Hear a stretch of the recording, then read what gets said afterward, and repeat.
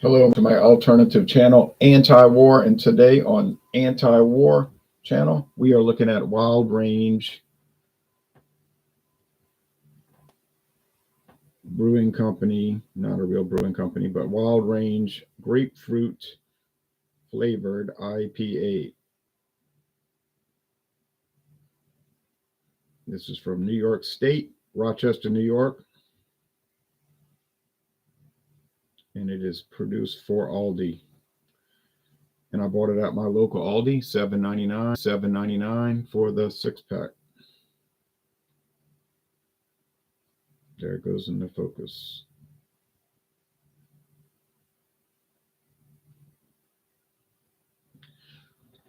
Okay, 6.9% alcohol. Apparently it's been on the market for a while, but just showed up here last week. Okay, nice little smoke there.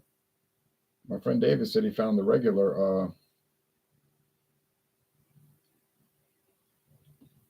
standard Wild Range, the one without the grapefruit flavor. I think it's also 6.9. It might be 6.5. But I haven't seen the regular Wild Range yet. But I don't go to Aldi every day over here, maybe once a week. Scan it. Don't usually find much. So there's a gold appearance, a little bit hazy from the grapefruit, I guess. It's strong in the nose with grapefruit, let me tell you. He was worried if it tasted pithy. I said, no, it tastes like grapefruit pith, the white, really bitter stuff between the rind, the skin, the peel, and the meat. But no, it just smells and tastes like grapefruit. Now, a lot of people hate grapefruit, so it may not appeal to you because there's a lot of bitterness here. They don't give the IBUs, but it must be 65, 70. Half from the grapefruit, might be dehydrated grapefruit or something like that. Half from the hops. But you know how some people put sugar on grapefruit when they eat it to sweeten it up? That's kind of like what this tastes. It's got sweetness from the malt, so it's like grapefruit that you put sugar on it. Now, why would you want to flavor an India Pale Ale with grapefruit? I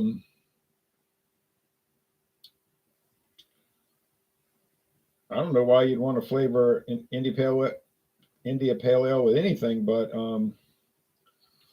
seem like they'd be good enough on their own. But people like all this flavoring these days. Seem like everything I review now is flavored. And then, I could go back and revisit all the other non-flavored beers, but I've already done all of them. So that's like the beer world these days, flavored everything. Yeah, so hey, well, that's it. I'm not going to stress it. It just is what it is. There's some tartness, but more bitterness than tart.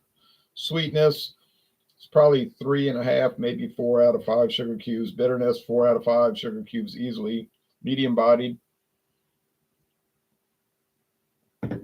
Dry finish. It's really good.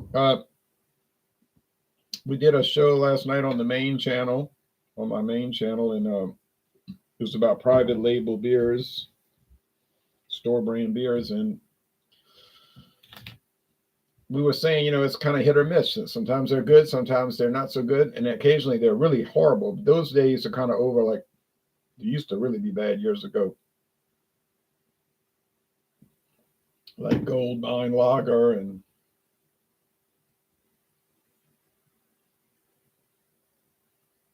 whatever that other one was from Whole Foods. And then they start, name tag lager wasn't very good either. That was for Aldi. Then they started improving, and they've gotten better and better. What forced them to improve? I think the fact that people couldn't stand them and the sales were bad. Game Day Ice, that was pretty bad, right? So Frio, I tried Frio over there in Texas, Frio, and then Frio 6%. It was bad. But then the last time I tried it, it wasn't so bad. So maybe, like I say, they say, okay, we got to make it better. Yep, I remember Game Day Ice from 7-Eleven, and I found it at a 7-Eleven. But we don't have 7-Elevens in Louisiana, so I think I was in like by Dallas, Texas, and I found it. They have a lot of 7-Elevens in Texas and in Mexico, but more rain. In Louisiana, it's mostly the big one now is Racetrack. Racetrack's big, but the one that's taken over is Circle K. Circle K's taken over because they got a big parent company and they keep buying everybody. Bought On the Run from ExxonMobil, or not all of them, but I think all the ones for North America. They bought Kangaroo Express, and you can look it up on the internet. They own just so everywhere you go now is a Circle K, and on that highway over there, 3188, there's a Circle K, and across the highway, 4 lanes is a Kangaroo Express. I thought they were competing against each other. I didn't realize until a week ago that they were the same company. What was that gross Tecate? Oh, that titanium, 7%.